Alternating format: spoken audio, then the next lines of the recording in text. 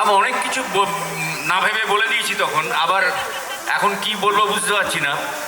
প্রথম যখন এই সেজেগুজে আমি ওকে দেখেছি, আমার মনে পড়ছে যখন এইখানেই কাছাকাছি একটা নার্সিংহোমে ওকে প্রিম্যাচিওর অবস্থায় ভর্তি করেছিলাম, এবং গড়িয়াহাটায় একটা নার্সিংহোমে ওর জন্ম হয়েছিল।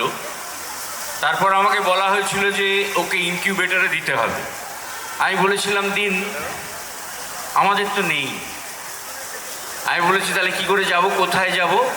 সল্ট লেক নার্সিংহোমের নাম বলেছিল, সেই নার্সিংহোমটা এখন আর নেই। তো আমি বললাম অ্যাম্বুলেন্স, আমাদের তো অ্যাম্বুলেন্সও নেই। বিজি কলকাতার রাস্তায় আমার তখন ছোট্ট একটা গাড়ি, আমি গাড়িটা চালাচ্ছি, পেছনের সিটে ডাক্তার এবং নার্স, নার্সের কোলে বাচ্চা, ডাক্তার স্টেথো দিয়ে চেস্ট দেখছে। আমি গড়িয়াহাটা থেকে সল্ট লেকে এসে ভর্তি করেছিলাম। কি টেনশনে ছিলাম আমি জানি না।